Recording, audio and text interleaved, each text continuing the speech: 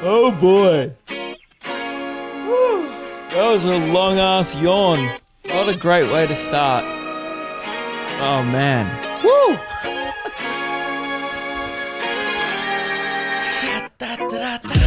Somewhere on the sea. It got a little longer, so it seems. Yes. I burned down some Welcome to chapter 170 of Murmurings of a Milky Mortal. Oh no, mischievous murmurings of a milky mortal. Okay, I got my own one that I wrote wrong. Damn it, Luke. Okay, and keep sending them in. I checked my emails. I'm out of submissions, okay, for intros. So keep those intros coming in because I'm out. It took me about 5 minutes to come up with mischievous murmurings of a milky mortal. And, you know, I'm a busy guy and I also forgot the first one anyway. So I fucked up my own one. So, yeah, we love you guys doing my job here. So keep them coming in at luke.kidgell@gmail.com. Hope you guys are all well. Hope you guys have had a good week. We're back at it, guys. And I'll just be completely honest with you, okay? Today's not my day, all right? I'm recording this later on in the afternoon on Monday. I woke up with a big fuck-off headache and a bad attitude. And that's just stayed with me throughout the day, the headache and the attitude. So if this podcast is a little bit spicier than usual, then my apologies. And not often do we get anything related to spice on Memoirs of a White Guy. Usually it's spice-free guarantee, just because I've, I guess, a vendetta against violently shitting myself. You know, I'm the type of guy, if it comes in hot with food, it comes out even hotter, okay? And personally, I don't know, maybe it's just a personal preference. I don't like burning a hole through my rim. So, yes, that's a little too graphic way to start. But anyway, it will be a spicy fucking podcast. So I'm assuming, look, it's going in the microphone, pretty spicy. So just like my asshole, I'm assuming if you guys are listening to this in a day, it might come out of your headphones a little spicy as well. And I apologize. But, yeah, this is going to be like the mild curry of podcasts. A little hot, but you guys should be able to handle it. So, yeah, lockdown's over, right? Like, not legally, but vibe-wise, it's over. Now, if you don't know, I'm a vibe king. I see vibes, and I'm not afraid to call a vibe when I see it. I love vibe checks on people. You know, I often, we were playing Among Us during the week, quite a popular game. And there's a fair few times where I just vibed who was the imposter. They're like, Luke, what's your evidence? I'm like, evidence is for nerds, okay? Vibe is for kings. So that's why I'm a vibe king. And I call it. One time I was just, you know, picked up on Keelan's vibe. I was like, look, I'm just not liking his vibes. And sure enough, he was the imposter. Or was it Ruben? Who knows? Anyway, my brain's dead. So, yeah. I went outside this week a bunch of times, was thrashing the world gym just like last week. And I'm temporarily out of the world gym because I rolled my ankle on Friday. Pretty embarrassing, to be honest. I often run on bike tracks. So when I see someone coming past, I try and run in places that aren't highly frequented, but often to get to those places off the beaten track, you got to run through some fairly passive areas. And to avoid people on the footpath, because I'm running and I'm smashing it, so I'm not wearing a mask, you know, otherwise I'll have a heart attack. So I give people quite a wide berth. You know, I'll run out on the grass, you know, or on a nature strip, anything like that, just to keep a solid distance away from someone, because I don't want to have some Karen, you know, scream at me in public, or, you know, I just don't want to cause any ruffles. I don't want to ruffle any feathers. I'm there working on my body and to get shredded, you know? So that's why I'm out there, just for personal reasons. I don't need to get involved in anyone else's bullshit. So I'm running out in the grass to avoid these two guys on bikes, right? They're probably about 16 years old, and I just get absolutely potholed. Like, I felt like it was one. It felt like it was man-made. It was such a big pothole that it was no way it's natural.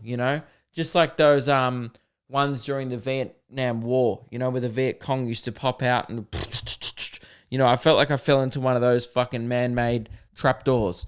My foot just went in another direction. Like I was running this way and my foot was like, oh, I think I'm just going to check out over here, and just went, and it hurt so badly. And the two dudes riding the bike I was going around, like it was one of those ones where strangers sympathize for you. It must have looked bad. I don't really know what it looked like, but it definitely didn't look cool because the guy on the bike just went, I rolled my ankle, and it was one of those ones where I went, and immediately I just could not walk in it. Like I almost cowered to the ground. Like I was just like on one leg limping. I was like, fuck. You know the ones where you just banging your own leg and you're gritting your teeth like this fucking, like when you cramp up in bed and there's nothing you can do about it. You just sit there and you're like, I should have drank more water.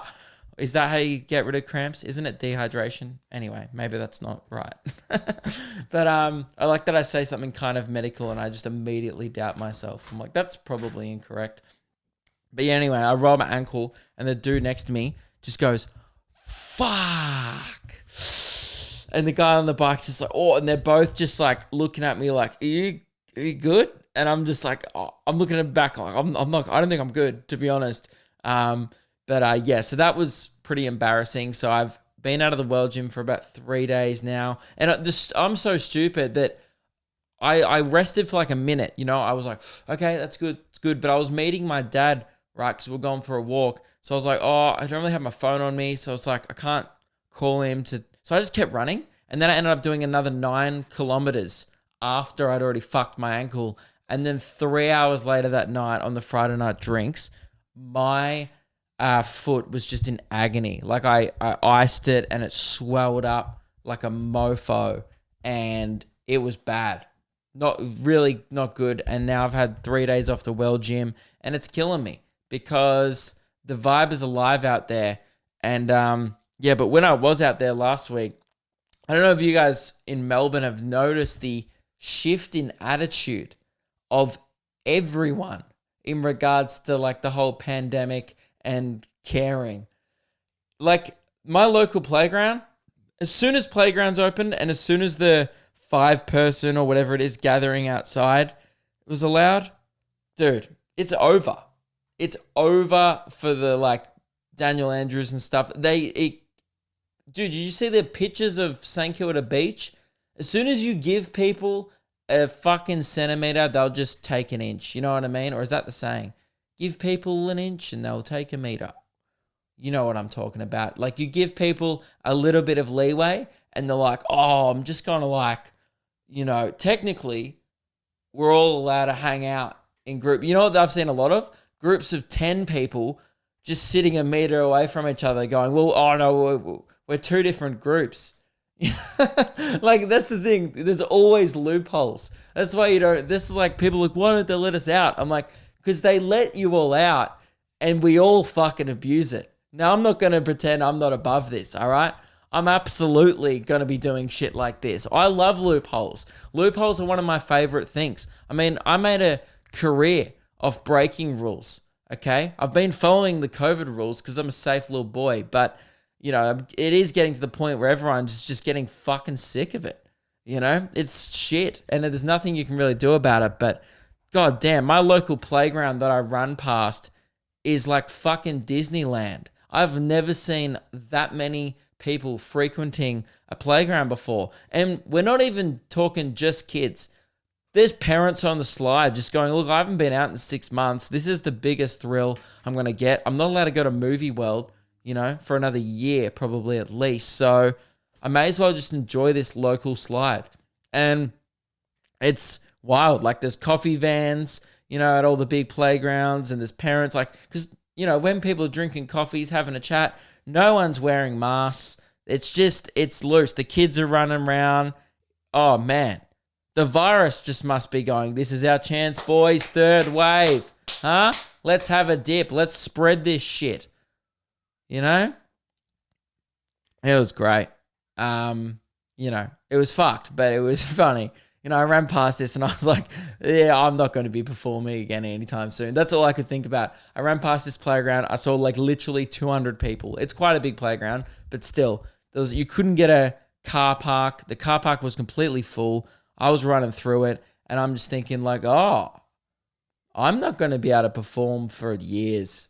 Maybe. I mean, until there's a vaccine. I think we've all just given up until there's a vaccine. Like it's just gonna be, it's madness. No one cares. And I'm a little bit like that as well. I'm just like, you know what? I'd rather just hang out with like a few close mates at this point and roll the dice. I'm not even into gambling, but I'm like, I'm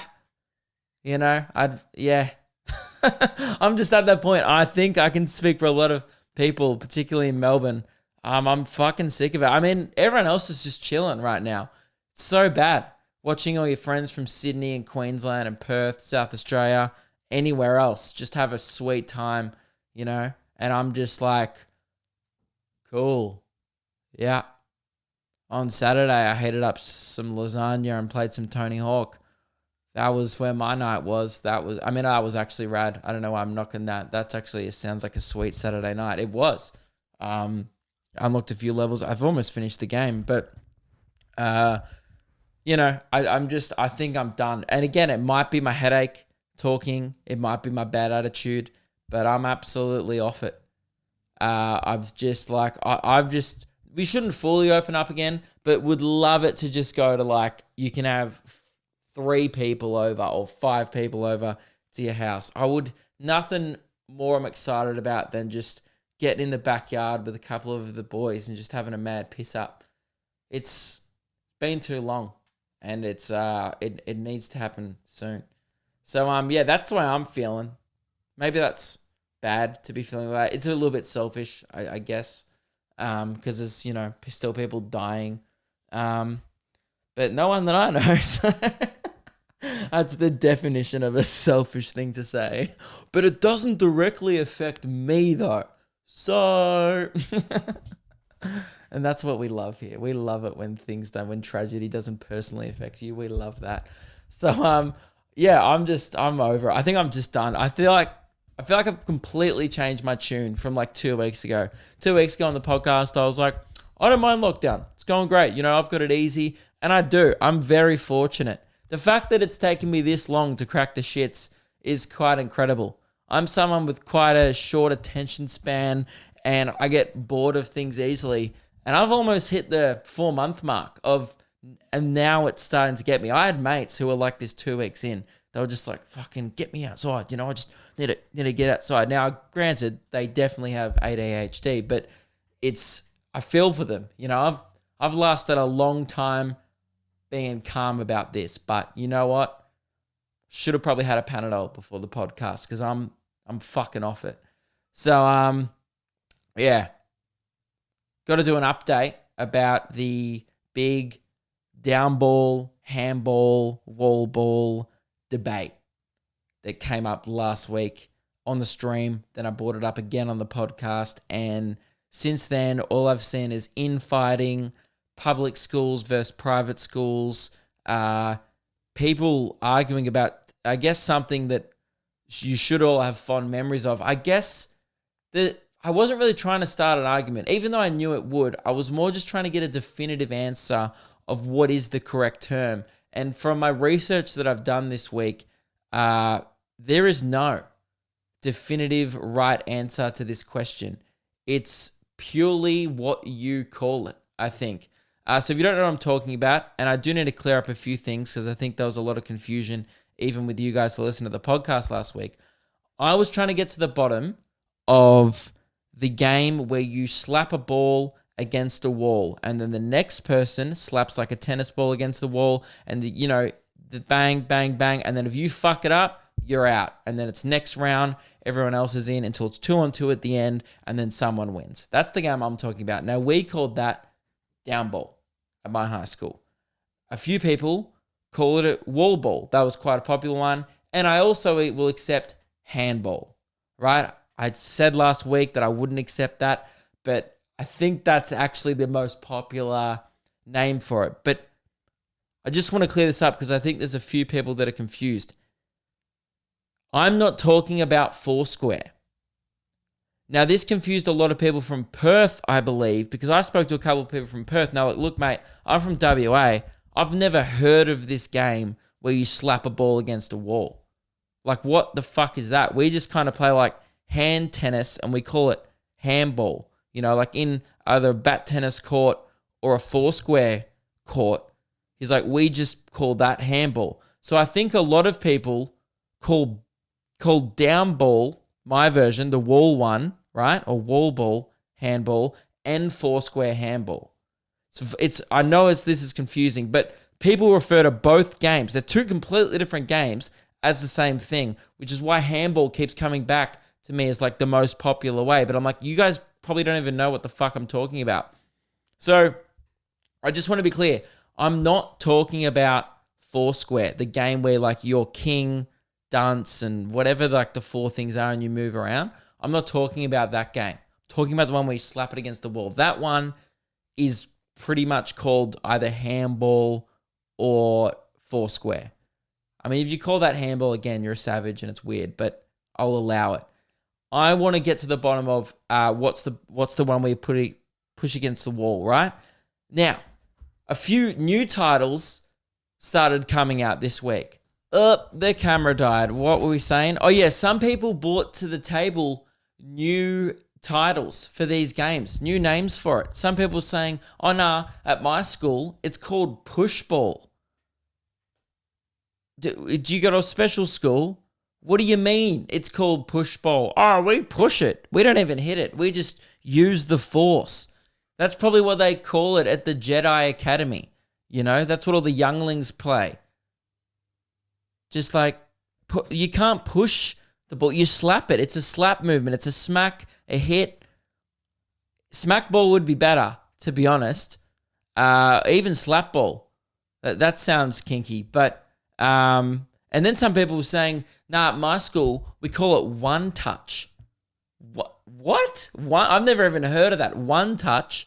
That sounds like someone testifying against a Catholic priest, you know? Like, as a teacher of the school, it's not a game you can play. You can't walk up to a bunch of kids and be like, oh, kids, do you want to play some one touch? Fuck no. No, we don't want you to play, all right? It's just like not a good name for a schoolyard thing. I mean, maybe my mind's in the gutter, but when someone said one touch, I laughed. I was like, it's a schoolyard game. You can't call it that. It's out of handball, down ball, or wall ball, I think is just the three things that we're disputing. And as in regards to the Foursquare handball argument, because some people call that other game, completely different game. Some people call that other game handball as well. Look, if you want to call it handball, fine. All right, everyone's, each to their own, but it's odd. I still think that's a really odd name because any sport could be called handball. Because everyone in the comments was like, yeah, but you use your hand. And I was like, yes, so do you use your hands in fucking basketball. Doesn't mean you should call it handball, It's just very confusing. So, that's kind of the end of that debate. I'll probably do a vote, and I think handball is going to come away with the win there. It seems like the most common one. And the best argument I heard was in the comment section on the podcast last week, which was Kevin Rudd calls it handball, so therefore it's the official thing. But also, Kevin Rudd plays Foursquare, like two square or whatever it is, the hand tennis in a bat tennis court. That is handball. Fair enough. I wasn't even talking about that game. That's why there was so much confusion that I was just like, where's my phone? I was going to read some TikTok comments. I've lost my phone. God damn it, Elizabeth. Where is my phone? Anyway, whatever. I was going to read some TikTok comments because I posted a clip of me discussing this from the podcast last week on the Luke Kidgell podcast TikTok, which you can follow, by the way. It's starting to gain some momentum after a pretty rough start. A rough couple of weeks on the Luke Kidgell podcast TikTok, but now it's chugging along nicely. Had a couple of ones go pretty big, which is good. So, I thought no better place to decide this argument than with where children are on TikTok. So I chucked it up there, and boy, oh boy, the comment section got pretty heated. Over 100 comments were left, and the definitive answer was handball. But again, some of those people do have slow brains, and I also think the way the clip was edited, it was a little confusing, to be fair to them. They thought I was talking about Foursquare, I think, or like that game that Kevin Rudd plays where you're just one-on-one someone slapping a ball. That's not what I was actually talking about. But anyway, guys, we'll move on. I just get pretty passionate about schoolyard games, apparently. 6 years after I graduated, I was like, now's the time to get to the bottom of this. Not when I was in high school. I was too busy playing fucking down balls, So, yeah. And it's crazy to me, like, the funny part to me was how I'd never heard of wall ball, but people who called it wall ball was like, what the fuck is down ball? People were watching this going, I've never heard of that ever. It's so weird to me, like, that there's all these different names for it, and I'm only just discovering it now. I just thought everyone was on the same page on this one, and that's not the case at all. That's what fascinates me with stuff like this. Our country's so weird, the way, like, some places will just call things different shit. You just call things different because you're like, well, we live here and we call it that, so fuck you. It's a very Australian thing. You're like, mate, I'm not going to change for you. And it's great. Keep that up. I love that. So this one, it's an email. It came in from Chloe. Now, last week on the podcast, I'm not going to lie, we barely scraped 40 minutes of content together. It was a slow week. I don't know what to say. It's in a world pandemic in Melbourne. Not allowed to kind of leave your house, and you're not even allowed to go outside of 5 kilometers from your house when you do leave it. So not a lot goes on. Nothing ever happens. So Chloe sent me an email, and I love getting your emails, guys. luke.kidgell@gmail.com still for the meantime. Still haven't got around to making that podcast email, but it will be happening soon. She said, hey, Luke, I love your podcast so much, and I listen to it every week. Thank you very much, Chloe. I noticed last week during episode 169, and then in brackets she's put lol because sex, and that's good. You're a bit light on for content, which is understandable considering the whole lockdown situation. So I thought I'd help you out by running a Q&A for you. And I got this email and I was like, yes, Chloe, this is what I need. All right, let's fucking just fill some minutes, guys, huh? Let's just run it up. I feel like a footy team right now when there's 5 minutes to go and they just start kicking backwards, fucking around on the wing. And that's what we're doing, guys. We're running out the clock. But that's what I thought this was going to be. And then I read the questions. They're actually, I kind of like these questions. Because often when I get asked questions on like a live stream or like on email for this podcast or whatever, it's often just like, hi, Luke, what's your favorite food? Or like, well, hi, Luke, if you were an animal, what would it be? What's your favorite color? I'm not even joking. It's like, sometimes I'm like, why did God or whoever, why do we have brains? Like why did we evolve to even have brains if we're just going to be like, what is your favorite color? You may as well just not have one. Because you're like, you just, I feel like it'd save people a lot of trouble. If that's what they're fucking using it for. Imagine like, because I'm not trying to be rude, but I'm at the same time, I'm being fucking awful to you guys. But I love when I get correspondence. It's hilarious to me though that like people go, man, I've listened to every single episode of your podcast and I've got a question for the show. What's your favorite color? And I'm like, dude, if you like me that much, which is so like, I don't know, it's so weird and it's very humbling and I appreciate that. I'm really thankful. But if you really are interested in me that much, is that really what you want to know? You want me to be like, oh, blue? Fucking ask anything else. I get like asked the same shit all the time. I don't know. I guess, you can't be mad at people being interested in you. So But also it does amuse me. I'm not mad about it. It just makes me laugh. I just get such like generic questions, like, what did you want to be when you grew up? If you weren't a comedian, what would you be? Like, I'm going to be like, I'd be an astronaut. It's like, no, dude. I'd probably work at fucking Woolies. I have no idea, But anyway, these questions from Chloe I thought were quite unique. I don't often get asked this stuff a lot. Some of them kind of generic and some of them are good. So the first one is, I think she's got 8 questions here, or 9 questions. Damn. Okay, so she's really running a Q&A here and I'm all for it. So Chloe's gone, what were you scared of as a child? Number 1. Had to have a think about this one during the week, and then I realized, I don't think I've ever said this. I was shit scared of witches as a kid. Just like, fuck 'em, man. Like, I could not deal. That one from Wizard of Oz used to get me when I was really young. And I realize how stupid it is now, because that was made in like the 30s or the 40s, right? So even when I watched it in the late 90s, it was over 50 years old. And I was still like, oh, geez, this bitch just pops out of nowhere. It was when they were walking along the yellow brick road and then she'd just go, and then a big puff of smoke would come up and she'd be like, ah! And 4-year-old me was like, nah, this is fucked. I'm not about this at all. All right, shoo, scat. And she used to just pop up on the roof. Remember that time when she just pops up on the roof in the Wizard of Oz? I was just like, nah, not today. No, thank you. And then because I feel like I developed this weird fear in my brain of witches, then the day I watched Narnia, mate, oh, she's not even a good villain. Like, you watch that movie back now and you're like, I don't know what I was scared for. As far as villains go, she's not the most intimidating villain, the White Witch in Narnia. Yet for some reason, when I was a kid, I was petrified. I remember I used to, because when my brother went to school, he's 2 years older than me, so I would have been like 3, right? Or 4.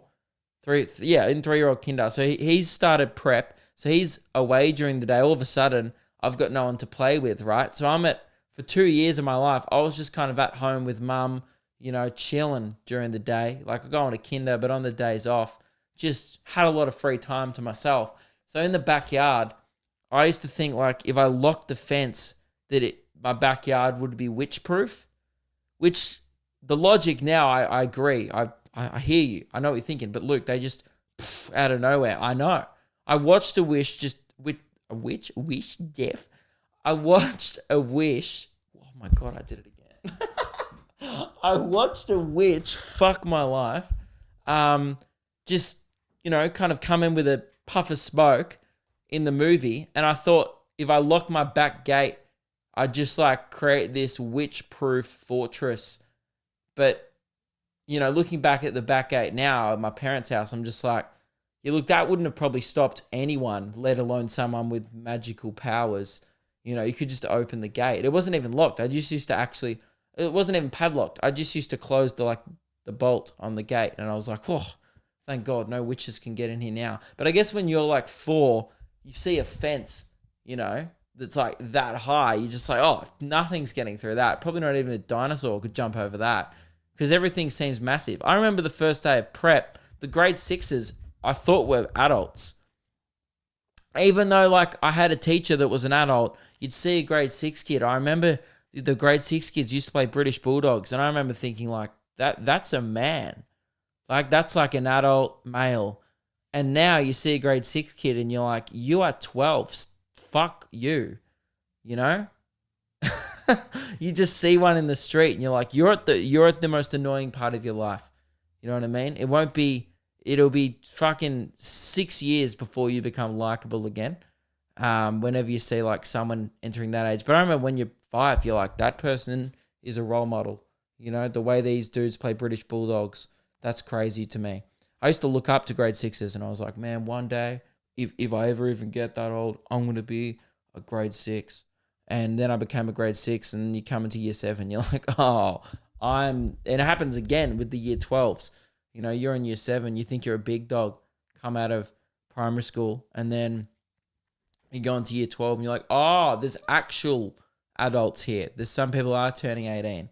And now, when I feel so old, Now when I see year 12, I'm like, you're just a teeny bopper. You know, you're probably like One Direction and K-pop or whatever you're into. I don't know what the bloody, you know, I feel like One Direction haven't been a band for about 6 years now. Actually, that was a pretty bad reference, but you guys knew what I meant. I was trying to throw some shade at the youth, but in doing so, really showed my dad energy there and absolutely fucked the reference. So yeah, anyway, long fucking story short, I was scared of witches, Chloe, when I was a kid. It's a real weird one, isn't it? Like most people are like scared of the dark, which I was, you know. You're an animal if you like the dark. Like you're a weirdo if you grew up not fearing the dark. The dark was almost scarier than a witch in a way because the dark's unpredictable. You know, a light goes off in your room and you're like, anything could happen now. Anything. Because you know what? You can't see. Without vision, apparently that changes everything. It's so weird, isn't it? The amount of like safety that artificial light can give you as a child. And then as soon as that's taken away from you, it's on, you know? All your deepest fears, like your witch fears, you know, you watch some scary movie. You know, I don't even like those little monkey things from The Wizard of Oz when I was like 3. I remember that. I remember my brother, he used to be shit scared of the hyenas in The Lion King. He used to run behind the couch. He used to grab a plastic golf club, run behind the couch. There's like family video of it. You know, dad's just laughing at him on like filming him on the fucking VHS tapes, you know. He's got the camcorder out and dad's just going, you all right, mate? And then my brother's just got a golf club and he's just like swinging at the TV, you know, as if he's going to fuck up one of these animated hyenas in the elephant graveyard. But yeah, it's so weird, isn't it, what you're scared of as a kid? And you look back on it now, you're like, there, man, grow up. It's like, who are you, mate? What are you, 3? Get a life.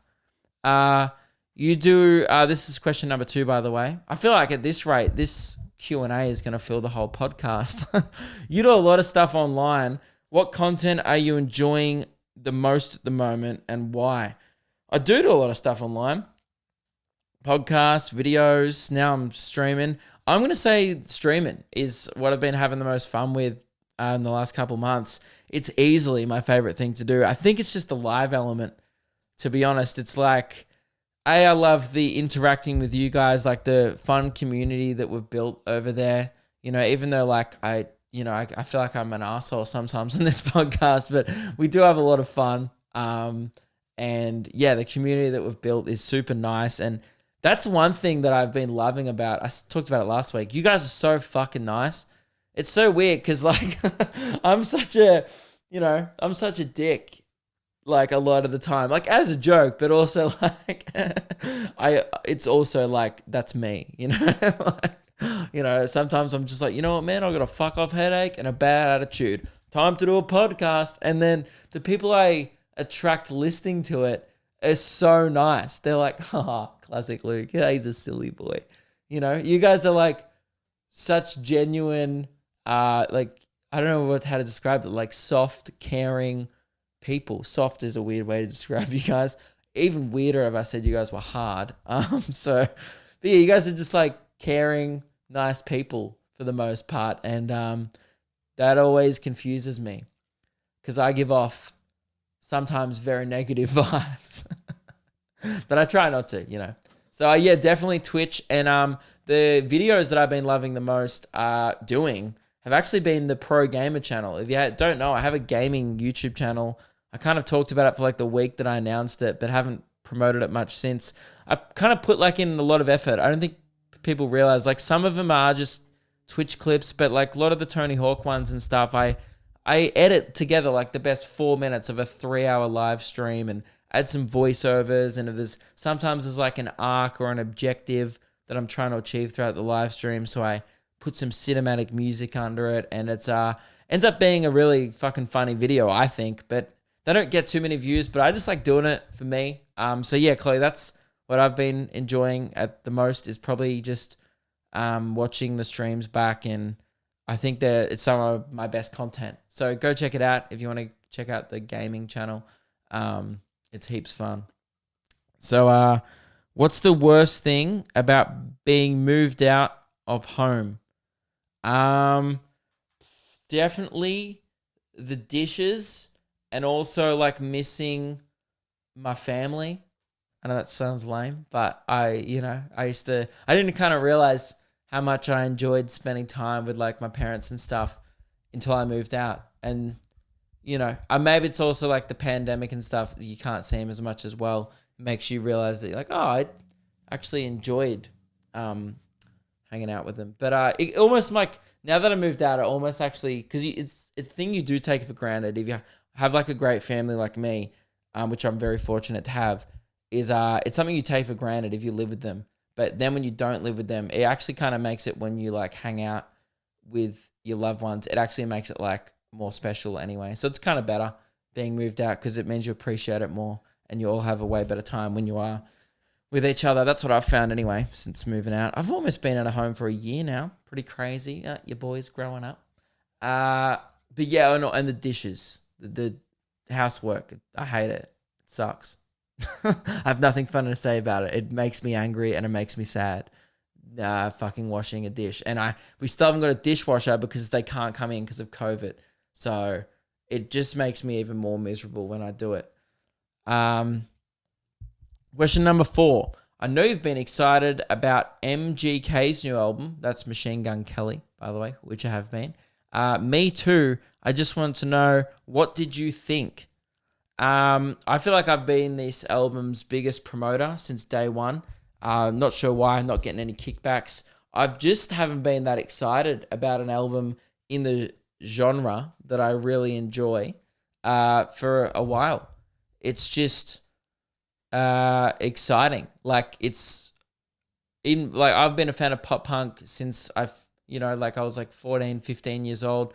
So it's kind of cool to just see something new and refreshing. And I think there's a few reasons why it stood out to me as like something to be excited about, was because it's kind of cool that it's like just a one person kind of doing it, like, or it's like labeled as like he's just a guy. And obviously Travis Barker like produced the album and stuff. Travis from Blink-182. But it's just kind of different. The fact that it's like usually it's like bands. In this case, it's kind of like just a different vibe to it.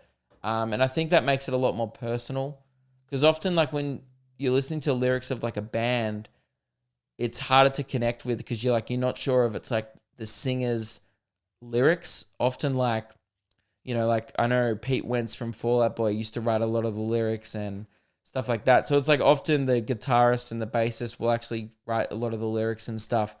Not always, but it's just one of those things where, because it's like a personal project, it just seems a lot more personal. But the main reason I like it is because it fucking slaps, dude. And the new album, Tickets to My Downfall, I've been talking about for a while that I've been into his music. I feel like I got into him after that song, I Think I'm Okay, with Youngblood and Travis Barker. And I think I just saw it come up on my recommended on YouTube and just saw Travis Barker. And I'd heard of like Machine Gun Kelly and Youngblood before. So I was like, oh, just check it out. And I was like, man, this slaps. And I started listening to his other shit. And I was like, okay, here we go. And then he released like Bloody Valentine and stuff. And I was like, fuck, I'm so keen for this album. And then the album dropped, and it's probably like definitely my favorite album at the moment. I've had it on repeat for like the last week and a half. I probably listen to it like twice a day. And it's so good. I listen to it when I run. It's sick. And it's just fun. I think that's what, if you're into like pop punk or if you ever were, I would recommend checking it out. It's just like, the reason why I like it is his music is because it's like not perfect. You can tell he's still figuring it out. And to me, that's what the genre was always about. I keep on going to say genre. It's genre. But anyway, that's what it was always about to me. Was like people, like guys in a studio just figuring it out and having fun. And there's also like a lot of like emotion on the album, a lot of attitude, which I think is fun. And a lot of fucking around. Like there's a bit where just like he just calls Pete Davidson and have this stupid conversation about aliens. And it's not that funny, to be honest, but it's just like fun, It's like that stuff that I think a lot of bands have missed over the last few years.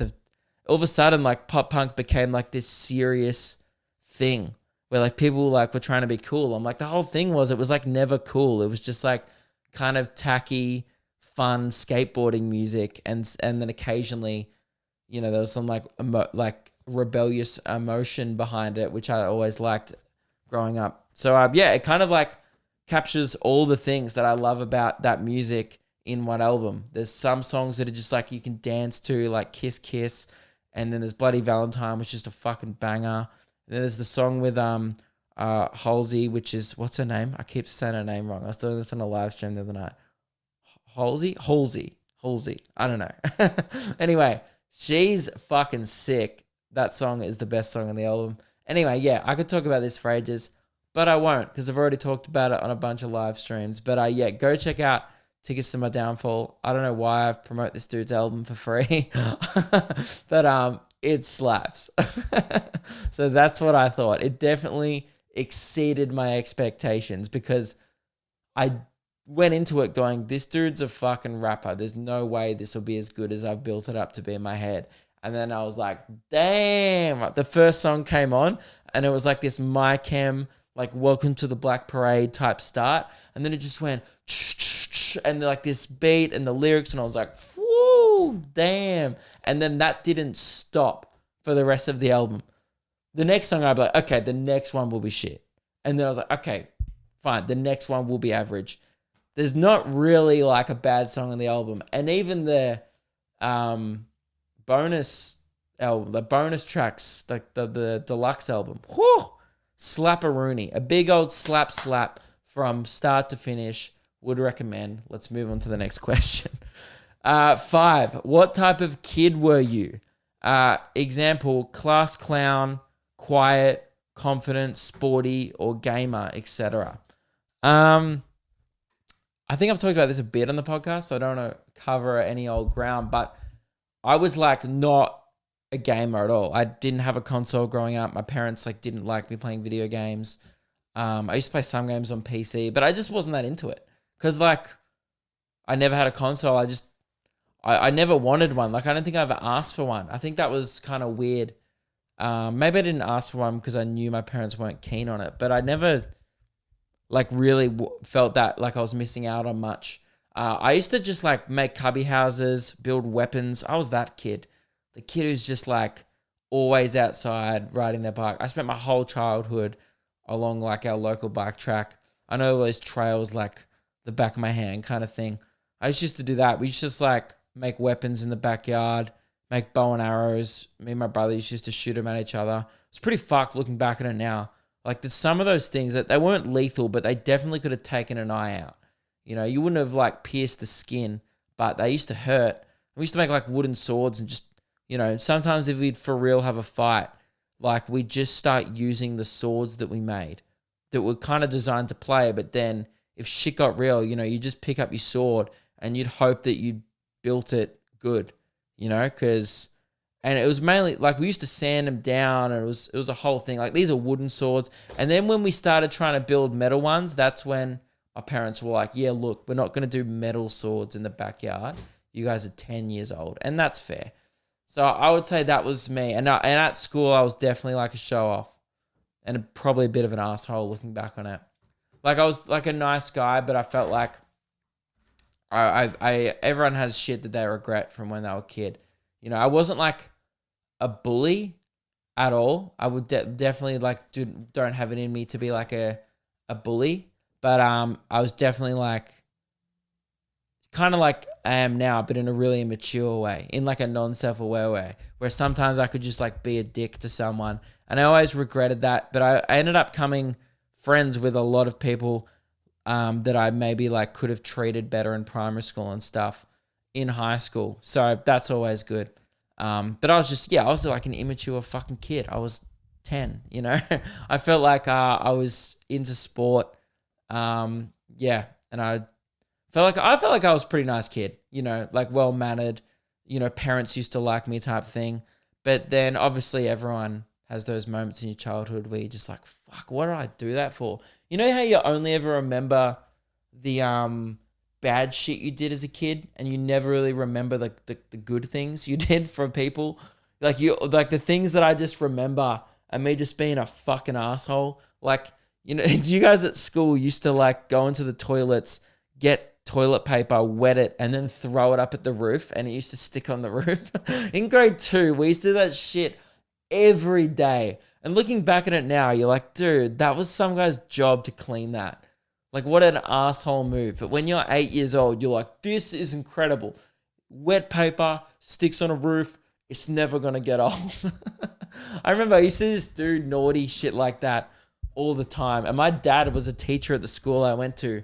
So it was just like so dumb, you know, like as if he wasn't going to find out about stuff like that. It was pretty funny though. I remember one day, you know how kids, you do the shit like when you're just bored in the oval at lunchtime. This was like when we were like in grade 5 or 6 too. So like definitely old enough to know better. You know, you do that shit where you bend down behind your mate. Like you sneak up behind your mate, bend down, and then someone pushes them. Like, so they just fall backwards, and you could definitely hit your head on the ground. It's not safe, and I understand why you get in trouble for it. But I remember one day, like my dad was on yard duty, and he was a teacher at the school, and then he's just like we saw us like fucking around in the oval, and I pushed my mate, and then like I remember my dad just goes, "Oi, Luke," and I was like, "Oh fuck." And then like I remember like some nights the trip home, because like dad was pretty good where he was like didn't want to be like the teacher at home kind of thing, which I always appreciated.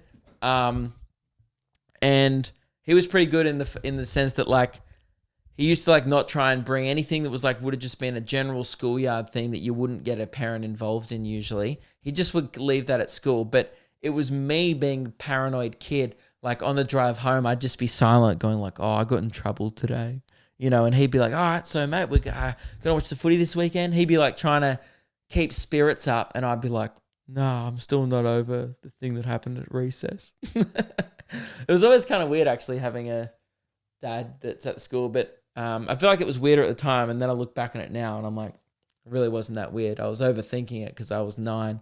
But yeah, that's the kind of kid I was. How long have we been going for? Oh man, 48 minutes. Chloe, this Q&A has got me through a fucking podcast. You've reminded me about I feel like I've been blabbering on a bit, but anyway, it's different. I can keep going. I'll do an hour because I did a short one last week.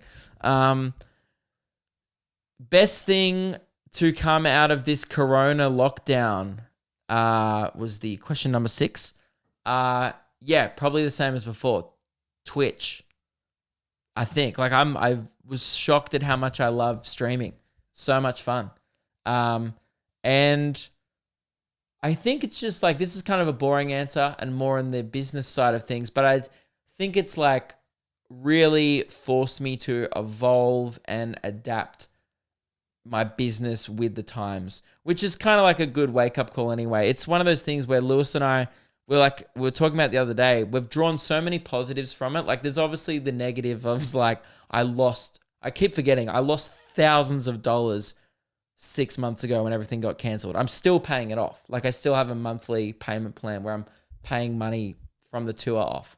Like, so anyway, I'm still in debt. So I don't know why I'm saying, anyway, there's obviously been a lot of negatives that have come out of it financially, but just looking at it from a business perspective of how much my content online has been streamlined and my process, and even the new avenues that I probably never would have explored, like Twitch and new ways to market and sell merch, like this new World Gym merch.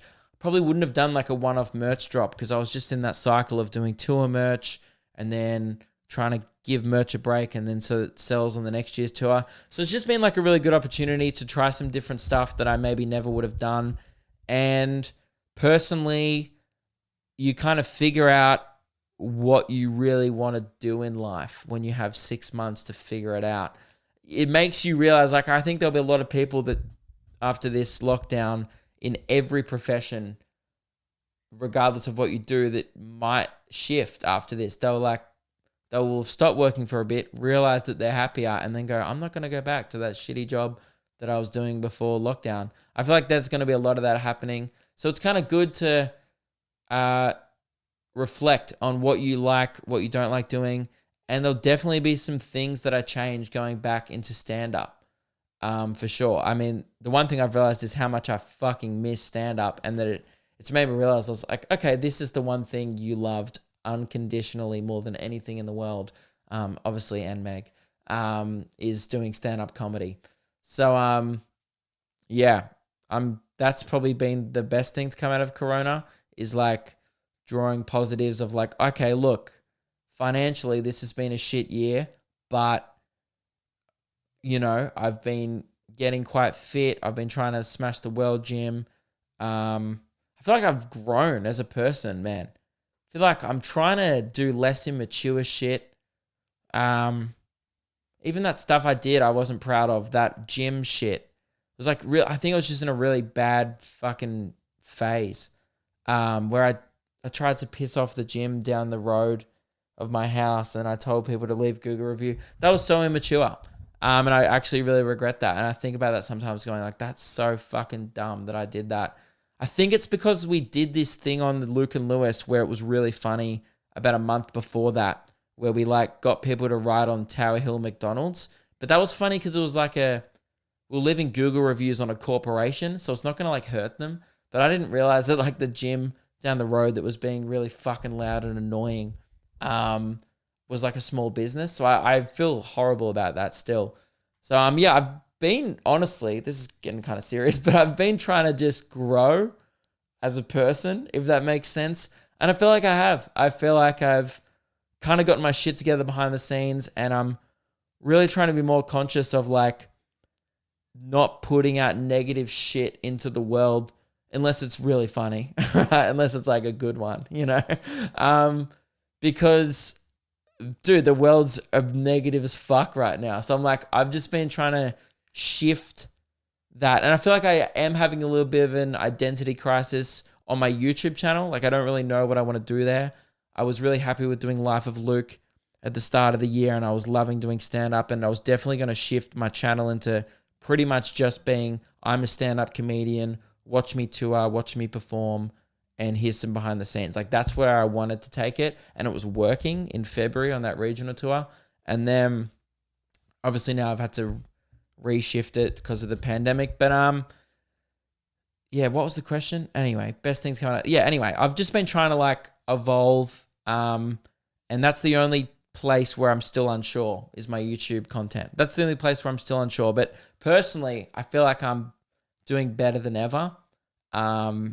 And I've had to grow up a lot this year, like help Meg with her health. Like, I had to get up this morning, probably earlier than I would have liked, to take her to the doctor, and do that shit every day, like just cleaning up the house and trying to take best care of her, because obviously her heart condition and stuff, she's not able to do as much stuff. So yeah, that's like, this has become a very serious podcast, but that's kind of the best thing to come out of Corona, is I feel like I'm going to come out of it a better person, which is great. I'll keep going because I'm enjoying it, and I feel like you would have tuned out already anyway if you weren't interested in this shit. So, 2 things you're looking forward to after lockdown. Stand up and going to the pub with mates. Easy. Like, cannot wait to get back on tour again, meet you guys after the show. Like, just, I want stand up to come back because it will solve my whole YouTube channel crisis, and also it's what I love doing. So probably just stand up and, yeah, going to the pub. I miss beer on tap. I know that's a really generic answer, but, dude, the first fucking pub Palmer is just going to hit the spot so good. Like, it's, oh, man. I'll be honest, I'm not erect, but I have just like a nice, healthy blood rush, brief blood rush to my penis then thinking about it. Just like a healthy, you know. Stop talking about your dick, Luke. Clearly I haven't grown that much as a person, because I just thought it would be funny then to say I've got a boner, but it's not. That wasn't a good. It wasn't a good one. I think I'm going insane and I'm very tired. 7, 2 things you're looking forward to after lockdown. I just read that. Fuck me. I'm going insane. Okay, next one. Sorry, Chloe. All right, you're trying to run a Q&A, but I'm a moron and I can't read. This one, she said, this one may be too personal, but how do you deal with the pressure of thousands of people watching and listening to everything you say on the regular? I'd personally hate that, but that's just me. Surely sometimes you just wouldn't want to be funny. It's not really that personal, but yes, Chloe, you are correct. I don't know. I feel like it's a thing that you shouldn't get into the business of what I do if you're uncomfortable with that. That's just step one. You can't be a performer or be in the public eye. That's weird. That makes it seem like I think I'm famous. I'm definitely not famous, but I guess it's just weird, and I still think about how weird it is sometimes. It doesn't really, I never really get used to it. Even when people come up to me in public, I sometimes still am confused as like why people are looking at me. Like sometimes people just stare at me, and then I'll be like, what the fuck is wrong with this person? Right? And they'll be like, oh, they watch my videos. But it's just like never my first thought. Because I don't know, I just feel like I'm hustling just as hard as all my other mates to get ahead in life. I got mates going hard, like working at like these big gaming developing companies and like all this stuff. And we're all kind of similar in the sense that, we're all like, I'm 24. So it's like, this is the kind of part in your life where it's like, go, go, go, go, go. And I'm just like, I don't have much sleep, but I do work fucking hard. So I feel like, I never stop to think about that is the answer. So I guess I don't feel under pressure. You've made me realize now there's a lot of people listening to this, and this might be bad content of me just haven't made a joke. I mean, the last attempted joke I tried to do in this podcast was blood rushing to my cock. So I'm currently failing as a comedian. So I guess the pressure of thousands of people listening and watching this, that will get to me. Lucky not as many people watch the podcast anymore since it's on my podcast channel now. But I don't know. So surely sometimes you just wouldn't want to be funny. Yeah, that happens all the time. Literally me before I started this podcast. I came into Meg, I was like, I cannot be fucked to do it. Like I am exhausted and I want one day where I don't have to do anything. And tomorrow's Meg's birthday, so I'm going to take a day off for it. And I'm not going to be streaming tomorrow night. But I just kind of like need a day to just be like, oh, just chill out. I kind of had a couple of days off of the weekend. It was great. So yeah, I don't really know how to answer that question. It does get to me sometimes, I guess. Sometimes I just don't want to be funny. I feel like I spend a lot more time because I'm on so much now. Like I have to be on with the streams and alert and at least, participating. I feel like I'm so off now in my personal life. I used to be like pretty funny, witty guy. And I'm only really like that, like around friends now. Usually by myself, I'm just like thinking about shit, oh, what do I need to do? It's not very interesting, but that's usually what I do. Anyway, final question, and then we're going to end the podcast. Thank you very much, Chloe, because this is taking me to the end. All right, we have fucking run down the clock. She said, finally, talk about something that you haven't ever told us before. Now, I had to have a good, long, hard think about this, and then it came up with Meg and I the other day. I don't think, because she didn't even know about it, and I don't think I've ever talked about it in the podcast. Forgive me if I have, but I definitely haven't talked about it in the last 2 years. I used to have an imaginary friend named Mr. Bunk when I was a kid. So that's something you may not know about me. It was just a little monster, and I don't really remember a lot of it. I just kind of remember what my parents have told me of it. I used to just like come with me everywhere. Like got weird where I'd make mum do the seat belt. Like mum would put me in the booster seat apparently, and then I'd make her do the seat belt for Mr. Bunk as well. So like she'd have to do the parent thing of going like, oh yeah, of course, Mr. Bunk's not strapped in. And one time, and the credit to my parents, they used to just go along with it. Like I remember one time apparently I made them pull over the car, and they then just to buckle Mr. Bunk in. I'm like, oh my God, he's flying out the window. Like you need to buckle him in. So they pulled over the car on like a main road just to buckle in my imaginary friend. If that is not supportive parenting, then fuck, I don't know what is. Good on them. And apparently one day, they just hadn't heard me talk about Mr. Bunk for a while. And I forget how old I was when he went away, but my dad goes, "Oh, where's Mr. Bunk? What's happening, mate? Like, I haven't seen him for a while." And I was just like, "Oh, he's gone. Yeah, he's just gone." And then he just never came back. A truly sad end to what was, I'm sure, a very fun relationship that I had with my imaginary best friend. I assume it started when my brother went to primary school and I was just kind of bored alone. But yeah, that's something that I've never told you guys before, or even many people, because Meg didn't even know about it until the other night when it came up. So yeah, that's something, Chloe, that I probably shouldn't ever say out loud, that I used to have an imaginary friend. It's one of the loneliest things you could ever admit. She said, "I hope these gave you at least 5 minutes of podcast discussion." Chloe, you gave me about 40 minutes. This is great.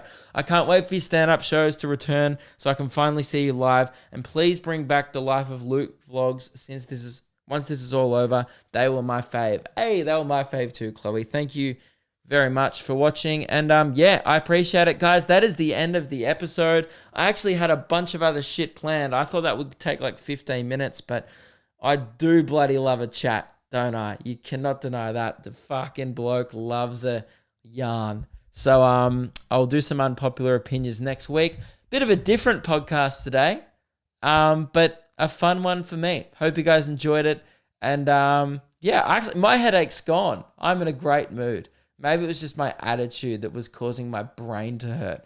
But yeah, hope you guys are having a good one. We'll be doing Meg's 21st birthday stream on Friday night. If you want to come celebrate, we're going to be throwing her a party. There'll be speeches, there'll be dancing, there'll be cake, there'll be music. It's going to be a hell of a lot of fun. So come and join us on YouTube. It'll be a blast. And yeah, I'll speak to you guys next week on the podcast.